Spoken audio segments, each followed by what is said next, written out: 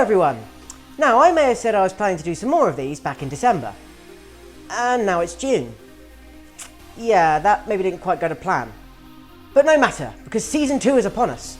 And the biggest video game conference of the year is just around the corner.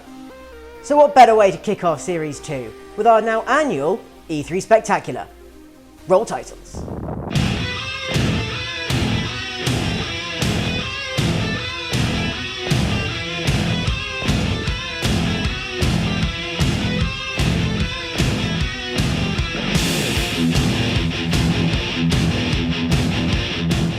Now, in the interest of continuity, and the fact I've not let myself a lot of time to put this together before I disappear off to Download Festival next week, we're going to take the exact same approach as we did last year.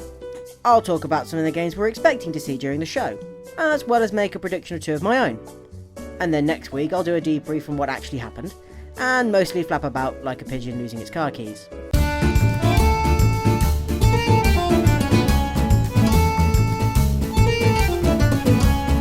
Simple, right? Then let's crack straight on.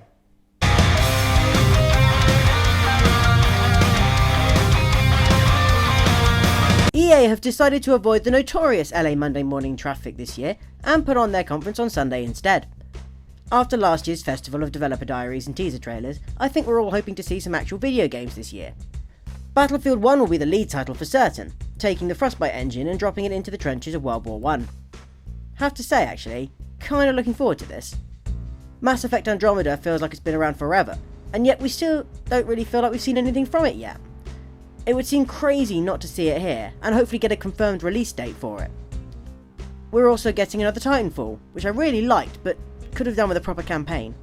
So let's hope the guys behind the incredible Modern Warfare campaigns have been sinking their teeth into one of those this time around. There will undoubtedly be the usual mix of sports, for fans of kicking, punching, and throwing things. And does anyone remember Criterion? The guys behind the brilliant Burnout series were making something with vehicles and crashing in it. Where did that go?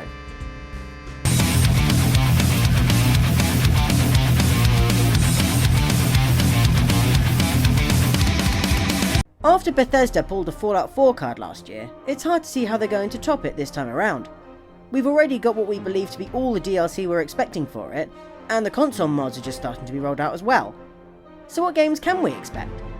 Well, Dishonored 2 will definitely be there after being announced last year, to which I personally hope we get to see a lot more of Corvo, Emma et al.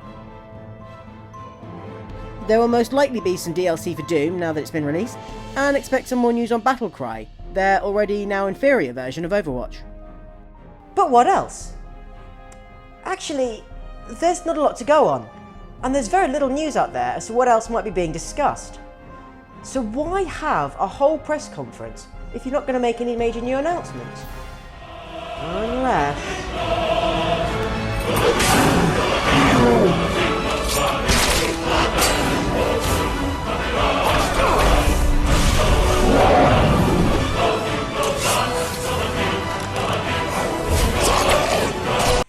Just a thought.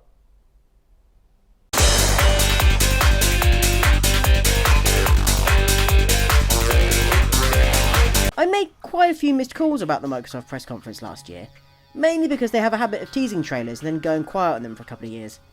So games like Scalebound, Crackdown 3, Recore and Phantom Dust might finally get some more airtime. Their big IP will most likely be Gears of War 4, in which hopefully we'll get some more gameplay, this time that we can actually see. Don't also be surprised to see Master Chief make some kind of appearance, now Halo 5 Guardians is gathering dust on your shelf. There's also going to be another Forza to add to the already extensive collection, and don't be surprised to see them hit the indie buttons like they did with Cuphead, Gigantic and Tacoma last year. We might finally get to see the seminal title Below after years of waiting as well. In terms of hardware, don't be too surprised to be reminded about HoloLens. And there are also rumours they may be dipping their toes into VR proper, just like Sony have done. There are also whispers of an announcement for a slimmed down version of the Xbox One, which might actually make it a practical console for your living room.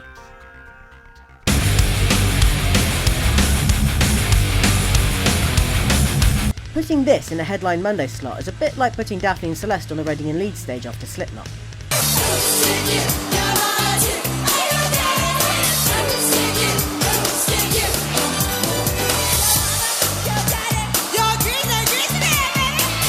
In terms of what they're going to show, that's harder to say.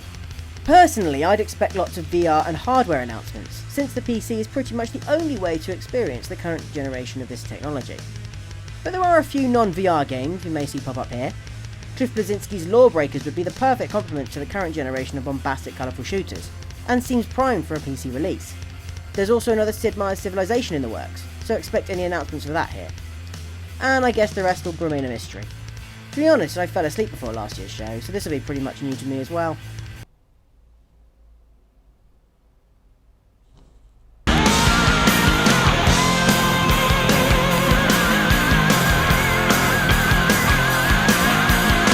Oh, what fun shall we have with Aisha Tyler and the rest this year? Well, probably the worst kept secret at this year's E3 is offered up in the form of Watch Dogs 2, which will certainly get a prime spot at this year's show. We're also expecting to hear more from some of last year's announced games, including the new Ghost Recon Wildlands, For Honor, hopefully with the LARPing heavy metal guitarist guy back again, and the new South Park game, The Fractured But Whole. There'll almost certainly be some more Just Dancing shenanigans, and there'll be the now expectant surprise end announcement about a new title we haven't heard of yet. To be honest, as long as it's not another Assassin's Creed game, I'll be happy.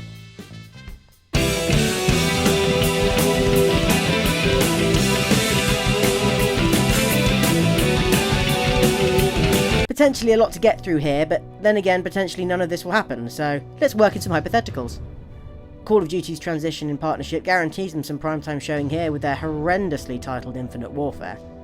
We'll most likely see a chunk of 2K's new open world shooter Mafia 3, and hopefully get another look at the intriguing Horizon Zero Dawn. Then there's the new Deus Ex title Mankind Divided, which must surely get a final showing before release later this year, as well as Final Fantasy XV, which sort of falls into the same category. Then there's the revelations of last year. Chances are we won't be getting official release dates for The Last Guardian, Final Fantasy VII Remake, or Shenmue 3. I mean, the latter was nothing but a Kickstarter when you think about it. But hopefully we'll see some gameplay from all three. Confirmation of a release window for Kingdom Hearts 3 must be around the corner soon. It seems like it's been around forever. And I'd expect there to be showings from Persona 5 and Dark Souls clone Neo. And speaking of Dark Souls, might From Software have something up their sleeves? I'm personally gunning for Bloodborne 2, but that's just me. And then there's the other two companies who might take one or two by surprise. CD Projekt Red and Rockstar? Red Dead Redemption 2, anybody?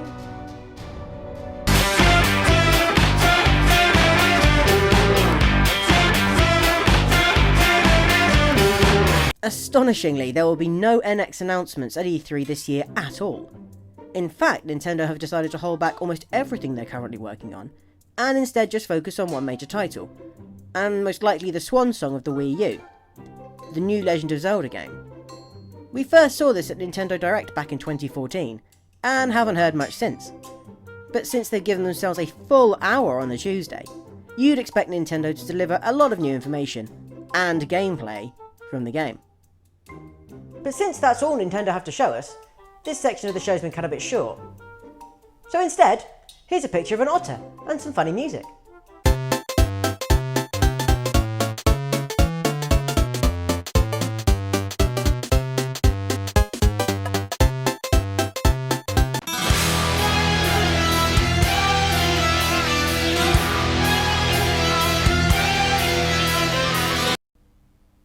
Will not be happening this year.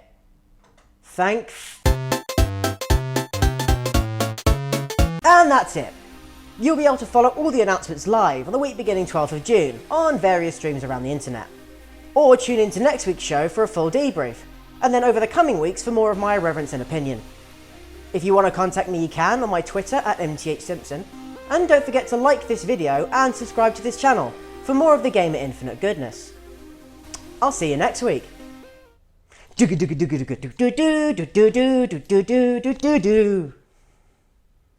Okay, let's do the proper one.